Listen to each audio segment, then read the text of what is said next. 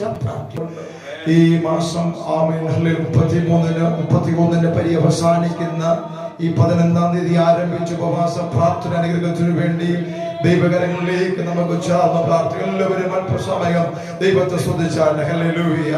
ഈ 21 ദിനരാത്രങ്ങൾ മുഴങ്ങി കേൾക്കുന്ന ദൈവവചനത്തിന്റെ ശബ്ദം ഈ അന്തരീക്ഷത്തിൽ മാത്രം തങ്ങി നിൽക്കാതെ അത് അനേകർക്ക് വിടുതലിനും ആശ്വാസത്തിനും ആത്മീയ ഉദ്ധാരണത്തിനും കാരണമായി തീരുവാൻ നമുക്ക് ദൈവശല്യം പ്രാർത്ഥിക്കാം. Hallelujah, hallelujah, hallelujah, hallelujah. യാതൊരു ഭാരമോ പ്രയാസമോ രോഗമോ ദുഃഖമോ ഒന്നും സഭാവിശ്വാസികളെയോ ദൈവരാശന്റെ ശരീരത്തിന്മേൽ ആനടിക്കാതെ ദൈവം തന്റെ കുഞ്ഞുങ്ങളെ സൂക്ഷിക്കുന്നതിന് വേണ്ടി നമുക്ക് ദൈവത്തോട് പ്രാർത്ഥിക്കാം. യേശുവിന്റെ അധികാരമുള്ള നാമത്തിൽ, യേശുവിന്റെ അധികാരമുള്ള നാമത്തിൽ. Glory, hallelujah, hallelujah. ആഹാ ആഹാ ഹല്ലേലൂയ. ആഹാ ആഹാ ഹല്ലേലൂയ.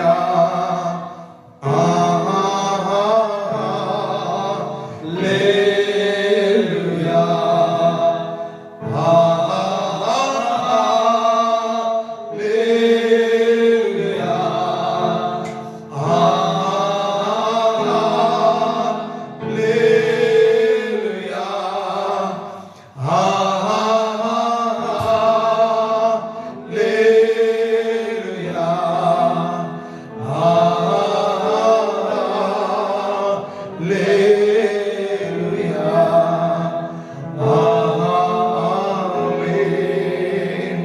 നമുക്ക് ദൈവസേന പ്രാർത്ഥിക്കാം. എല്ലാ കടകളും അടച്ചാട്ടെ.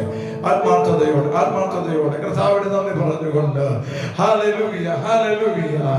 ഈ 11-ാം തീയതി നടക്കുന്ന ഉപവാസ പ്രാർത്ഥന ഏറ്റവും അനുഗ്രഹത്തിന് കാരണമായി തീരുവാൻ ഹല്ലേലൂയ കടന്നു വന്നവർക്കും ദേശത്തിനും ഒരുപോലെ അനുഗ്രഹത്തിന് കാരണമായി തീരുവാൻ നമുക്ക് പ്രാർത്ഥിക്കാം.